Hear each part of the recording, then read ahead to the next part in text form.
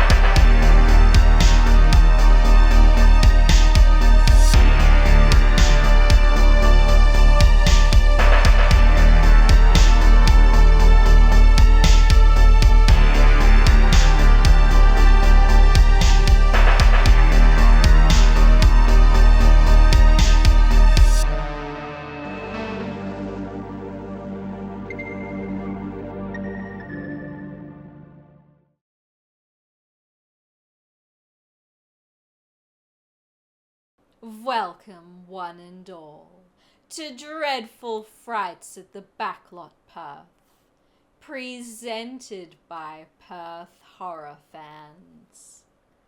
I'm Perth's own horror host, Soxy the Salacious Spectre. Tonight's feature presentation is Queen of the Damned. This 2002 American and Australian collaborative horror film, directed by Michael Reimer, came into fruition after the success of the 1994 film adaptation of Interview with the Vampire, to which Neil Jordan initially began to develop a film adaptation of its sequel, The Vampire Lestat. However, this promptly went nowhere, and as the rights to the novels would revert to Anne Rice at the end of the year 2000, meetings began to adapt the remaining The Vampire Chronicles in the year 1998, where the decision to subsequently rewrite the plot and base most of the movie on the third novel, The Queen of the Damned, was made.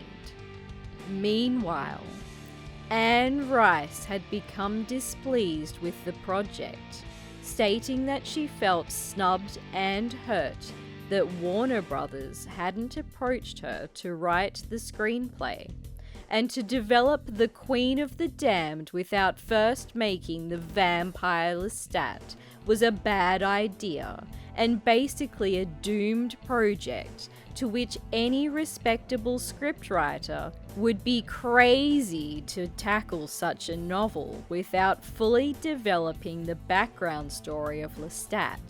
However, in 1999, the script was developed by Scott Abbott and Michael Petrioni.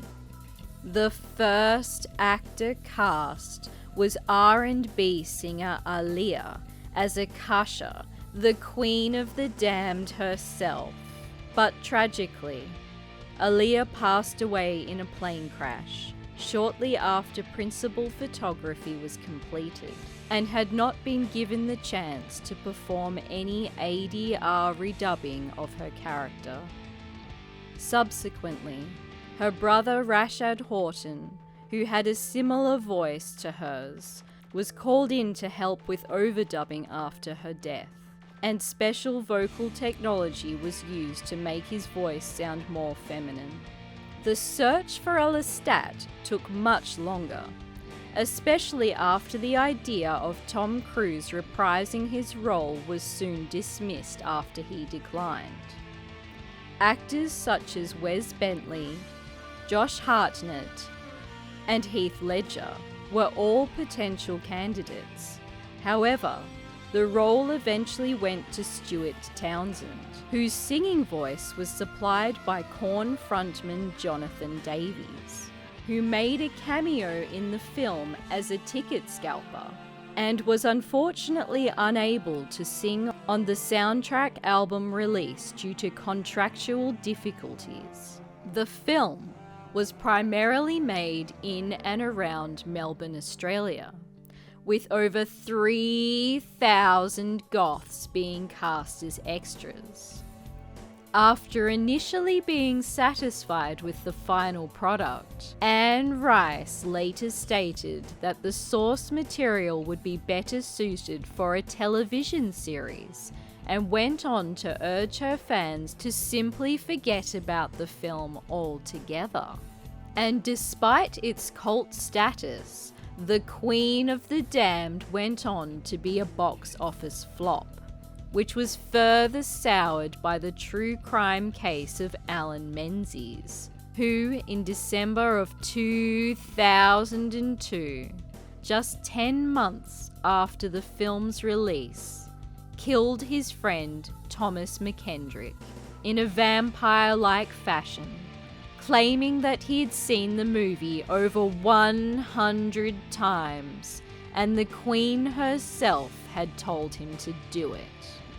In recent years, The Vampire Chronicles has been adapted into the TV series AMC's The Interview with the Vampire, in which Queen Akasha will hopefully soon make an appearance. And now, Queen of the Damned.